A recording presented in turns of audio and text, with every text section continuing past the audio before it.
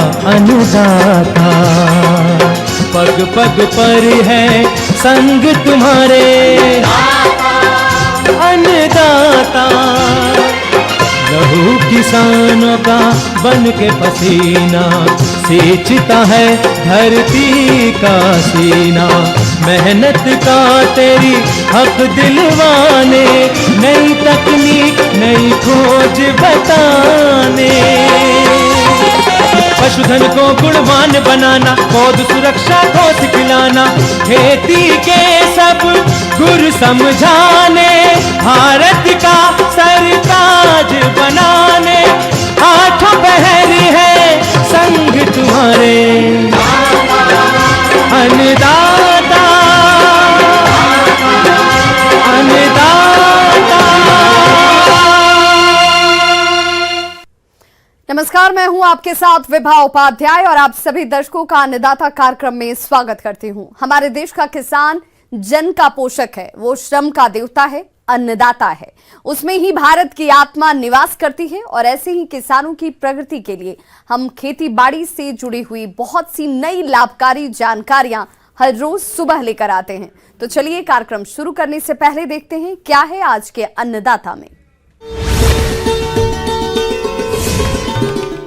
फसलों को पाले से बचाने के लिए अपनाएं उपाय।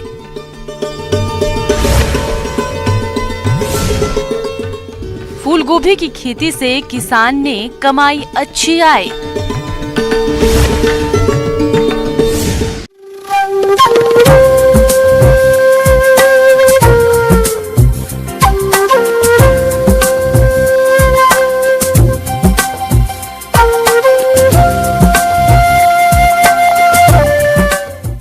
किसान भाइयों, रबी फसलें इस समय बढ़वार की अवस्था पर हैं और अभी मौसम में बदलाव तेजी से हो रहा है। कहीं अधिक ठंड पड़ रही है तो कहीं पाला पड़ रहा है। ऐसे में फसलों पर इसका बुरा प्रभाव पड़ता है, जिससे फसलें सूखने लगती हैं। तो किसान भाइयों, आप मौसम की बदलती स्थिति और पाले के दुष्प्रभाव से अपनी फसलों को कैसे बचाएंगे, इस बारे में जानकारी के लिए देखिए कार्यक्रम की ये विशेष प्रस्तुति।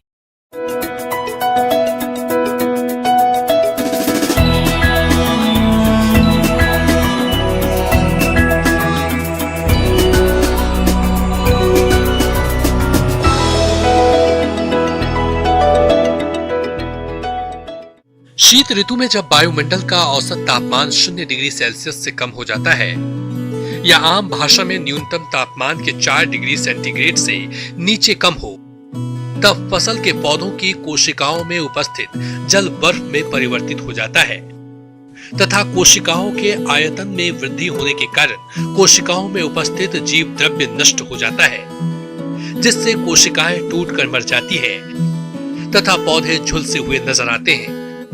अत्यधिक पाला पड़ने पर पौधे की पत्तियां एवं टहनियां बर्फ एवं हिमकणों में ढक जाती है। फसलों पर कम तापमान के इस प्रतिकूल प्रभाव को पाला कहते हैं। इसे पाला, ढा या तुषार नामों से भी जाना जाता है।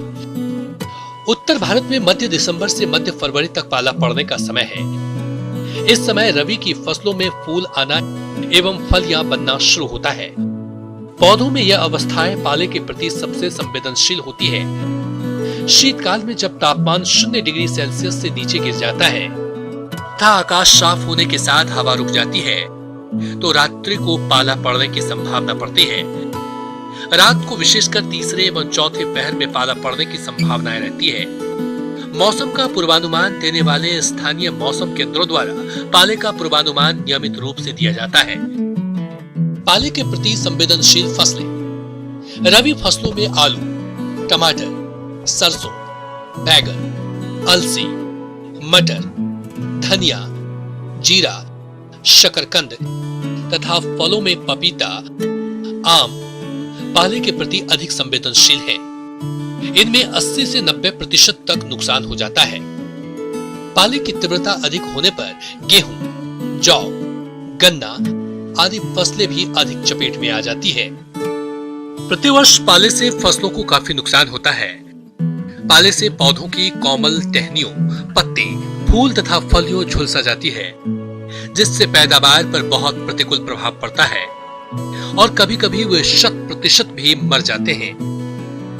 जिन स्थानों पर पाला प्रायः पड़ता हो वहां ऐसे फसल बोएं जिनको पाले से कम नुकसान होता हो, जैसे चुकंदर, गाजर, मूली, रिजका इत्यादि। पाला संभावित क्षेत्रों में फसलों की पाला रोधी किस्मों को ही बुआई के प्रयोग में करें, जैसे आलू की कुफरी शीतमान का प्रयोग करें। फव्वारा सिंचाई की सुविधा होने पर 2 घंटे फव्वारा चलाकर अधिक क्षेत्रफल में हल्की सिंचाई कर पाले के कुप्रभाव से बचाया जा सकता है। इससे पानी की बारीक एवं हल्की बूंदें वातावरण में तैरती है एवं फसल के आसमान का तापमान गिर नहीं पाते हैं, जिससे फसल बच जाती है। पाला पड़ने का पूर्वानुमान होने पर 1000 लीटर पानी में 1 लीटर गंधक के तनु अम्ल का घोल बनाकर छिड़काव करें, जिससे पौधे की कोशिकाओं में पाला सहन करने की क्षमता बढ़ जाती है तथा कोशिकाओं के अंदर का जल जम नहीं पाता है। दीर्घकालीन उपाय के रूप में फसलों को पाले से बचाने के लिए खेत में उत्तरी पश्चिमी मेड़ों पर शहतूत, शीमाम, बबुल, खेजड़े आदि के वृक्ष लगा देने चाहिए, जिससे फसलों को ठंडी हवा तथा पाले से बचाया जा सकता है। किसान भाइयों, अभी तक आपने खेती से जुड़ी हुई कुछ उपयोगी जानकारियां देखी। अब लेते हैं एक छोटा सा ब्रेक, जल्द लौटेंगे और कार्यक्रम में आगे भी है खेती बाड़ी से जुड़ी हुई महत्वपूर्ण जानकारियां, तो बने रहिए हमारे साथ।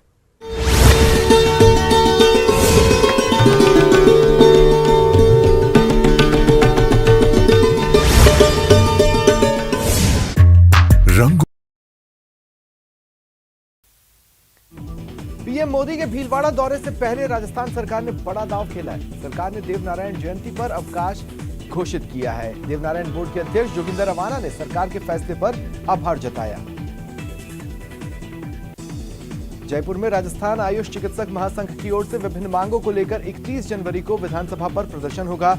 आयुर्वेद, यूनानी और होम्योपैथी चिकित्सा अधिकारियों को 7वें वेतन आयोग में केंद्र के समान वेतनमान और भत्ते दिलवाकर वेतन विसंगति दूर करने की मांग को लेकर प्रदेश भर के आयुष चिकित्सक जयपुर में जुटेंगे। जयपुर के महारानी कॉलेज में हुए हुड़दंग का विरोध बढ़ रहा है। कॉलेज के छात्र संघ पदाधिकारियों ने यूनिवर्सिटी प्रशासन के खिलाफ प्रदर्शन किया। पेपर लीक के खिलाफ कड़े कानून के बावजूद पेपर लीक के कई मामले आए। ऐसे में सरकार नकल रोकने के लिए दूसरे प्रभाव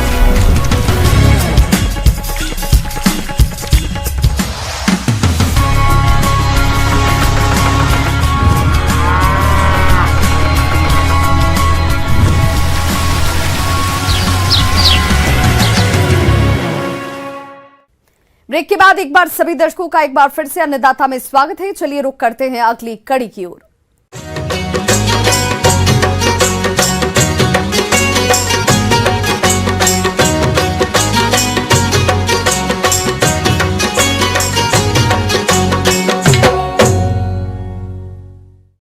प्रदेश के बहुत से किसान फूल गोभी की खेती करके अच्छा खासा मुनाफा कमा रहे हैं। इसी के तहत आज हम आपको मिलवाने जा रहे हैं मध्य प्रदेश राज्य के भोपाल जिले के सफल किसान मिश्री लाल राजपूत से, जो 1 एकड़ क्षेत्र में फूल गोभी की खेती करके अच्छी खासी आमदनी कमा रहे हैं। तो चलिए जानते हैं इनकी सफलता की कहानी खुद उन्हीं की जुबानी।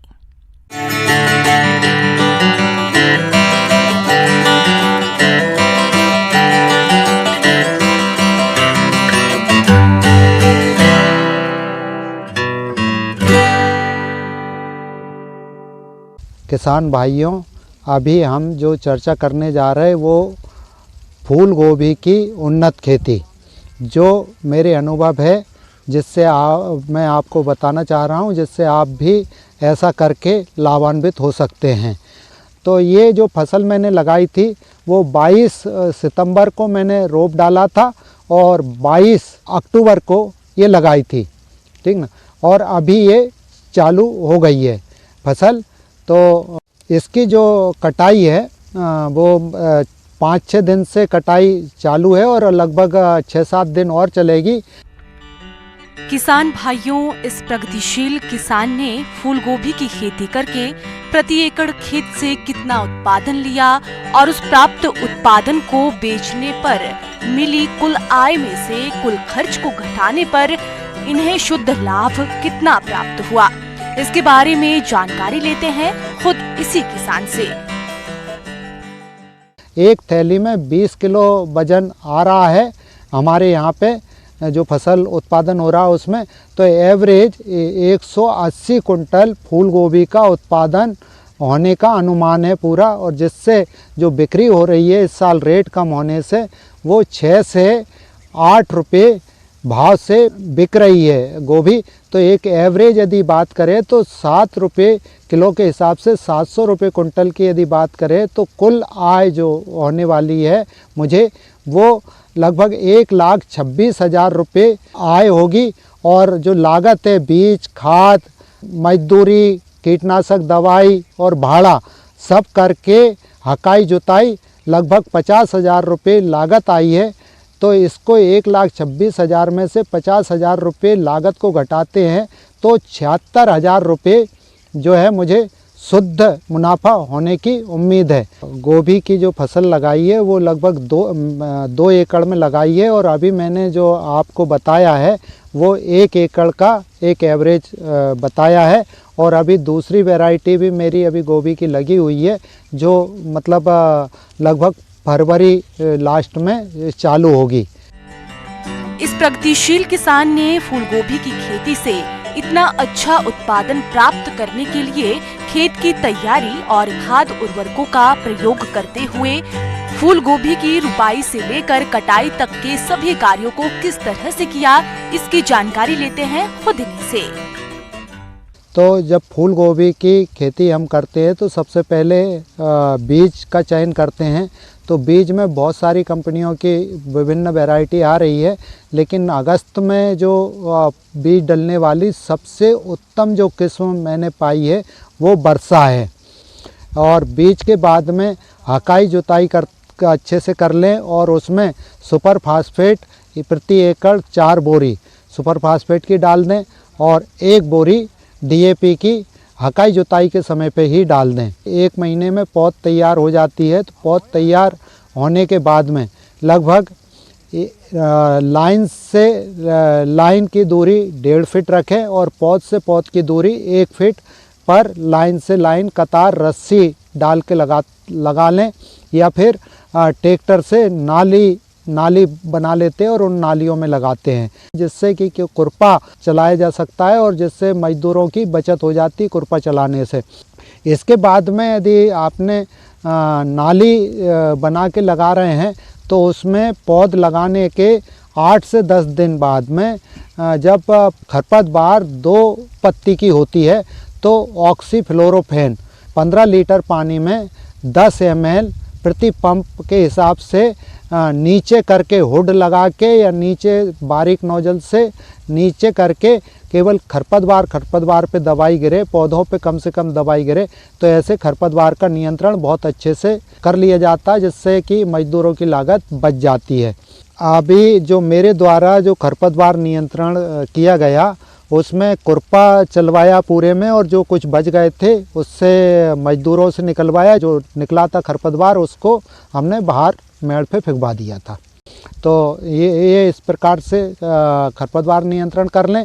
इसके बाद में यूरिया लगभग 1-2 बार में दें, लगभग 15 से 20 दिन में 1 एकड़ में 1.5 बोरी डालें और फिर 15 से 20 दिन बाद में 1.5 बोरी फिर पौध रखवा के देने से और ज़्यादा अच्छा होगा।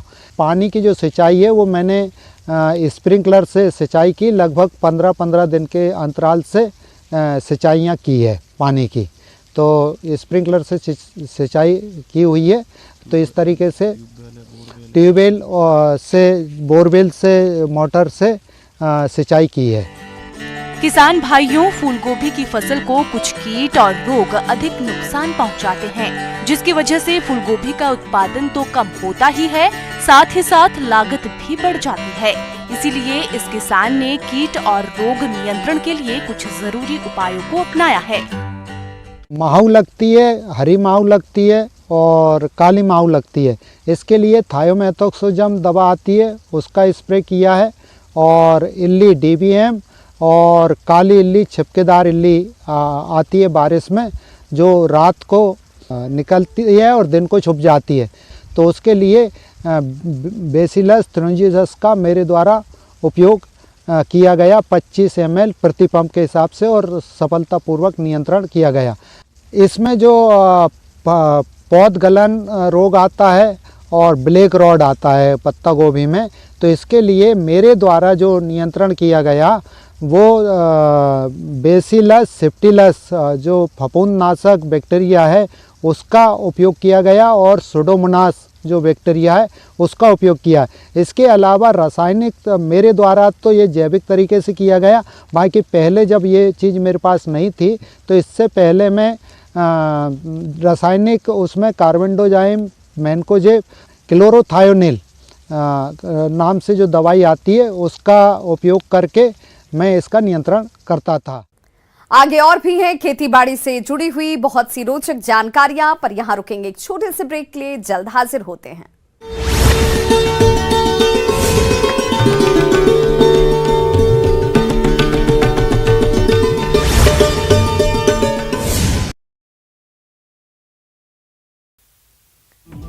पीएम मोदी के भीलवाड़ा दौरे से पहले राजस्थान सरकार ने बड़ा दांव खेला है। सरकार ने देवनारायण जयंती पर अवकाश घोषित किया है। देवनारायण बोर्ड के अध्यक्ष जोगिंदर अवाना ने सरकार के फैसले पर आभार जताया।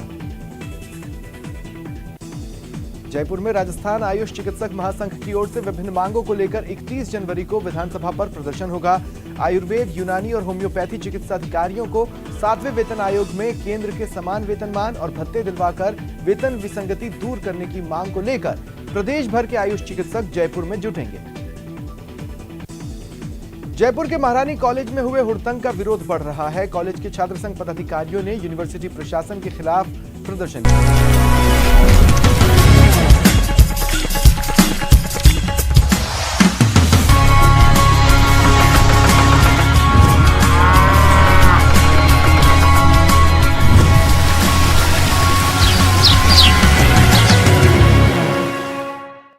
ब्रेक के बाद एक बार फिर से आप सभी दर्शकों का अन्नदाता कार्यक्रम में स्वागत है। बढ़ते हैं अपनी अगली प्रस्तुति की ओर।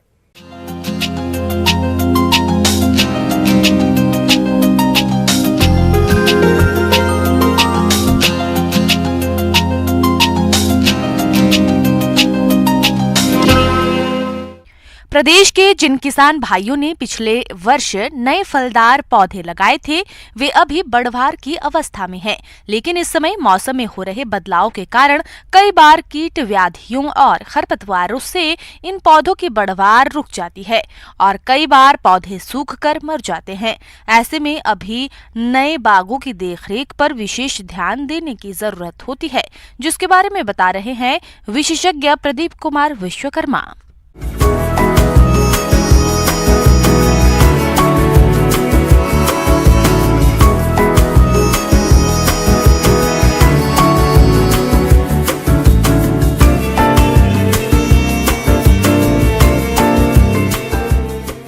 एक साल पुराने पौधों का मैनेजमेंट कैसे किया जाए। तो यंग एज में मैनेजमेंट काफ़ी मुश्किल होता है, लेकिन हमको बहुत ज़्यादा केयर करना पड़ता है। इसके लिए हमको सबसे पहले हमारा मेन उद्देश्य ये होना चाहिए कि पौधों को कम से कम 4 से 6 घंटे हमको सनलाइट जो है प्रॉपर मिलना चाहिए हमारे पौधे को, ताकि उसमें कोई डिजीज वगैरह डेवलप ना हो पाए और कोई इंसेक्ट का प्रकोप ना हो पाए। उसके लिए हमको सनलाइट में पेनिट्रेशन के लिए हमें क्या करना चाहिए कि उसका प्रूनिंग पर ध्यान देना चाहिए। और जैसा कि 1 साल पुराने पौधे में बढ़वार एकदम सीधा हो जाता है, तो उसके लिए हमको क्या करना चाहिए, कम से कम 0.6 से 0.7 मीटर की हाइट पे हमको उसका जो मेन ट्रंक है उसको कट कर देना चाहिए और हमारी लेटरल जो ब्रांचेस हैं उसको बढ़ने दिया जाए। और जब लेटरल ब्रांचेस बढ़ना शुरू हो जाएं तो वो कम से कम 1-1 मीटर की हो जाएं, तब उसको भी हमें कट करके उसका एकदम प्रॉपर शेप में बना लेना चाहिए। ऐसा हमको मैंगो में और लीची में हम कर सकते हैं। प्रूनिंग का ये काम आम और लीची में ही करें। अन्य पौधों जैसे अमरूद, बेल, आंवला इत्यादि पौधों में 3 से 5 साल बाद ही प्रूनिंग करना चाहिए और इसके बाद कॉपर ऑक्सीक्लोराइड का छिड़काव कर दें, जिससे रोगों का संक्रमण नहीं हो। दूसरा, हमको किसान भाई क्या करते हैं कि सर्दियों के समय में वो ऐसे ही पौधे छोड़ देते हैं और उसमें पानी की कमी के कारण और पौधों की जो मिट्टी होती है ऊपर की वो बहुत ही सतह जो है बहुत कठोर हो जाती है। इससे क्या होता है कि पौधा पानी की कमी के कारण भी मर जाता है, क्योंकि नई अवस्था में हमको ये सब चीज़ें ध्यान में रखना है। तो इसके लिए हमको उसकी सतह पर पानी भी हमको देना चाहिए। सर्दियों के मौसम में भी भले ही अंतराल थोड़ा ज़्यादा कर देना चाहिए, लेकिन हमको देना चाहिए। इसमें पोषक तत्वों की पूर्ति भी करनी होती है, जिसके लिए रासायनिक उर्वरकों का प्रयोग न करके जैविक खादों से पोषक तत्वों को देना पौधों के लिए फायदेमंद रहता है। पोटेशिक फर्टिलाइजर और फास्फोरस फर्टिलाइजर ज़्यादा अप्लाई करना चाहिए ताकि उसकी बढ़वार जो है अच्छी हो सके और उसकी जड़ की बढ़वार अच्छी हो सके। यंग अवस्था में केमिकल फर्टिलाइज़र की तरफ ज़्यादा नहीं जाना है हमको। हमारा जो खुद का बनाया हुआ वर्मी कंपोस्ट है और ऑर्गेनिक मैन्योर है या फिर FYM है, वो पौधों में ज़्यादा देना चाहिए ताकि हमारा पौधा अच्छे से बढ़वार हो सके और हम उसको अच्छी फसल मिल सके। आपने जो भी पौधे लगाए हैं वे तभी अच्छी बढ़वार करेंगे जब उसमें रोग और कीट नहीं लगेंगे। रोग कीटों के कारण पौधे ठीक से पोषक तत्व नहीं ले पाते हैं और सूखने लगते हैं। इसके लिए इनका प्रकोप होते ही कंट्रोल कर लें। और हमको ये भी ध्यान रखना चाहिए कि पौधों में कुछ जैसे रोग स्पॉट वगैरह कुछ अगर आ रहे हैं तो उसका ध्यान में रखना चाहिए और उसके लिए हमको कॉपर फंजीसाइड का इस्तेमाल करना चाहिए। और हमें ये भी ध्यान रखना चाहिए कि अगर जैसे रोग ग्रसित पत्तियां हैं वो नीचे गिर जाती हैं और हम उसमें जो हमारे पैथोजेंस रहते हैं वो सर्वाइव करते रहते हैं और उनका जो फेवरेबल कंडीशन मिलती है तब वो ग्रो करके हमारे पौधे को नुकसान पहुंचाते हैं। तो इसलिए फॉलन लीव्स जितनी भी हैं, गिरी हुई पत्तियां, वो हमको हटा देना चाहिए और उसकी जगह पर हमको पॉलीथीन मल्च या फिर हमको ऑर्गेनिक मल्च जैसे पुआल हुआ या फिर कुछ हुआ उसका उपयोग करना चाहिए। इससे हमारा पौधे में नमी भी बनी रहेगी और हमारा मतलब पौधा सेफ भी रहेगा। तीसरा, हमको इंसेक्ट भी डेवलप नहीं होने देना चाहिए कैनोपी में। इसके लिए हमको नीम ऑयल का 1 ml को 1 लीटर पानी में घोल के नीम ऑयल भी स्प्रे करते रहना चाहिए। अगर ज़्यादा सीवियर केस हो जाता है तो हमको कुछ केमिकल कंट्रोल के लिए जाना चाहिए, लेकिन ऐसा नहीं होगा कि नीम ऑयल से कंट्रोल हो जाएगा।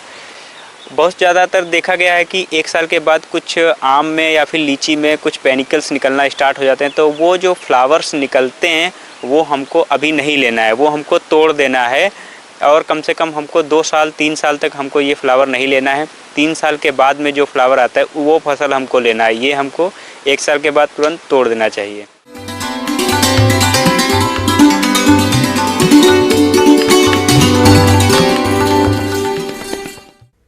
अन्नदाता हेल्पलाइन निःशुल्क फोन संपर्क सेवा के माध्यम से आपके द्वारा पूछे गए प्रश्नों में से 1 या 2 महत्वपूर्ण प्रश्न को हम अपने कार्यक्रम में शामिल करते हैं और इसी के तहत आज किसान का सवाल और उनका जवाब इस प्रकार से है।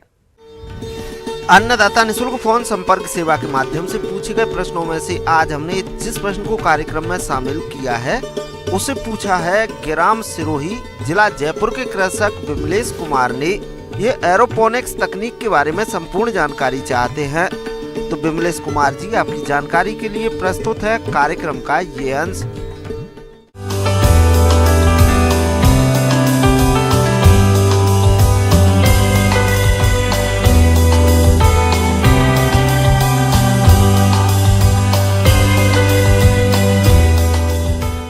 ये एरोपोनिक्स टेक्निक है, एक नई रिसेंट टेक्नोलॉजी है। किसान भाइयों, बढ़ती जनसंख्या को भोजन उपलब्ध करा पाना एक चिंता का विषय बना हुआ है, जिस कारण कृषि वैज्ञानिक इस समस्या के निराकरण के लिए सतत प्रयासरत हैं। और इसी क्रम में वैज्ञानिकों ने अब एक और सफलता हासिल की है। अब किसान बिना मिट्टी और सूरज की रोशनी के बिना एरोपोनिक्स तकनीक से आलू की खेती कर बम्पर पैदावार ले सकते हैं। यहाँ पे जो हम मेजर वेराइटीज़ लेते हैं वो कुफरी पुखराज है, क्योंकि ये पूरे ऑल ओवर इंडिया सबसे पॉपुलर वेराइटी है। जिसके बाद कुफरी पुखराज के बाद कुफरी मोहन है, कुफरी संगम जो कि बहुत ही रिसेंट न्यू वेराइटी है, 2 साल पहले CPRA शिमला द्वारा रिलीज़ की गई थी। उसका भी रुझान बहुत ज़्यादा दिख रहा है किसानों की तरफ से। और ट्रांसप्लांटिंग के लिए हम माइक्रो प्लांट्स का इस्तेमाल करते हैं, जो कि टिश्यू कल्चर लैब से, हमारी ही टिश्यू कल्चर लैब से हम बनाते हैं, जिसमें कि ये हार्डनिंग के लिए हमें 10 से 15 दिन की ज़रूरत होती है और उसके बाद हम स्टायरोफोम शीट पे इनको ट्रांसप्लांट कर देते हैं। किसान भाइयों, एरोपोनिक्स तकनीक से आलू के टिश्यू कल्चर को प्लास्टिक सीट के छेद में लगाया जाता है, जिस कारण पौधे की जड़ बॉक्स में लटकी रहती है और मिट्टी की जगह सारी खुराक छिड़काव करके उसे दी जाती है। जब पौधा बढ़वार करने लगता है फिर उसे ऊपर की ओर नेटिंग के द्वारा सहारा देते हैं। और ये ऑटोमेटिक पूरी यूनिट है, तो इसमें जो साइकिल है, न्यूट्रिएंट साइकिल है, वो खुद ही हर 5 मिनट बाद खुद ही स्टार्ट हो जाती है, और जो भी स्प्रे या न्यूट्रिएंट मैक्रोन्यूट्रिएंट हमें देने होते हैं वो हम सीधा रूट जोन पे दे देते हैं, जिससे कि 40 से 45 दिन में हमारा ट्यूबराइजेशन थोड़ा थोड़ा स्टार्ट हो जाता है और लगभग 50 दिन पे हम लोग इसकी हार्वेस्टिंग स्टार्ट कर देते हैं।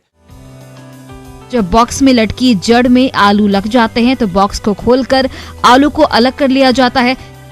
इस तरह से अधिक संख्या में रोगमुक्त कंद मिलते हैं। ये एक पौधे पे 35 से 40 मिनी ट्यूबर हम प्राप्त कर सकते हैं, और हम जो इनकी हार्वेस्टिंग करते हैं उनका वजन होता है 3 से 4 ग्राम, जो प्रीफर्ड किया जाता है। बड़े भी कर सकते हैं पर हमें नंबर्स ज़्यादा चाहिए होते हैं, तो 3 से 4 ग्राम बेस्ट माना जाता है, और वही हम हार्वेस्ट करते हैं। और इसके हार्वेस्ट करने के बाद हम लोग इनको सुखाते हैं, ड्राई करते हैं, और उसके बाद 4-5 दिन बाद थोड़ी लाइट वाली जगह पे रख के उसमें ये ग्रीन बन जाते हैं, और उसके बाद हम इनको स्टोर कर देते हैं 12 से 16 डिग्री पे। और अगर हमें लंबे वक्त के लिए रखना है तो हम 2 से 3 डिग्री पे हम लोग इसको हार्वेस्ट करते हैं। इस विधि में फ़ायदा ये है कि एक तो हवा में आलू होते हैं तो आकर्षित लगती है, दूसरा जो मेन इंपॉर्टेंस है जो किसान भाइयों के लिए सबसे महत्वपूर्ण है वो है कि इसमें हमें मिनी ट्यूबर्स की क्वांटिटी बहुत ज़्यादा मिल जाती है। अगर हम ओपन फील्ड में लगाएंगे या नेट हाउस में लगाएंगे तो हमें एक पौधे से 8 से 10 मिनी ट्यूबर ही मैक्सिमम मिल जाते हैं, पर एरोपोनिक्स टेक्नोलॉजी में हमें 35 से 40 मिनी ट्यूबर मिल जाते हैं, तो 3 से 4 गुना पैदावार हमें ज़्यादा मिल जाती है और कम समय में मिलती है। किसान भाइयों को यही मैसेज रहेगा कि आप आलू की खेती से बहुत ज़्यादा इनकम कमा सकते हैं बहुत कम समय में।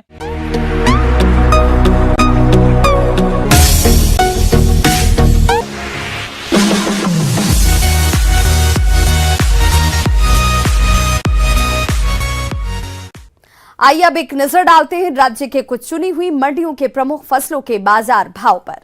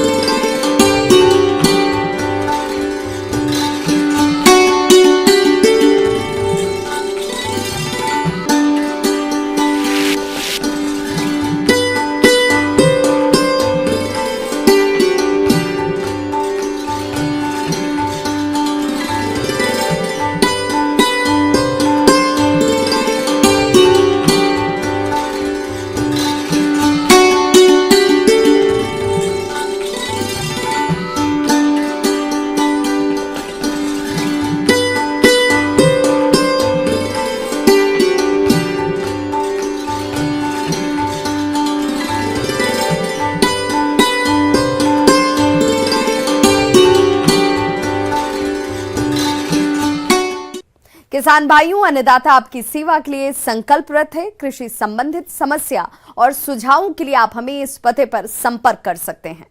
प्रोड्यूसर अन्नदाता, news 18 Rajasthan, Ramoji film city, Hyderabad 501512। साथ ही आप हमें ईमेल भी कर सकते हैं। हमारा ईमेल है p18annadaata@nw18.com। इसके अतिरिक्त आप हमें निःशुल्क हेल्पलाइन नंबर 1800889216 पर सोमवार से शनिवार सुबह 10 बजे से शाम 4 बजे के बीच संपर्क भी कर सकते हैं। किसान भाइयों, अब समय हो रहा है आपसे विदा लेने का, तो हमारी अन्नदाता टीम को दीजिए इजाजत। कल फिर से होगी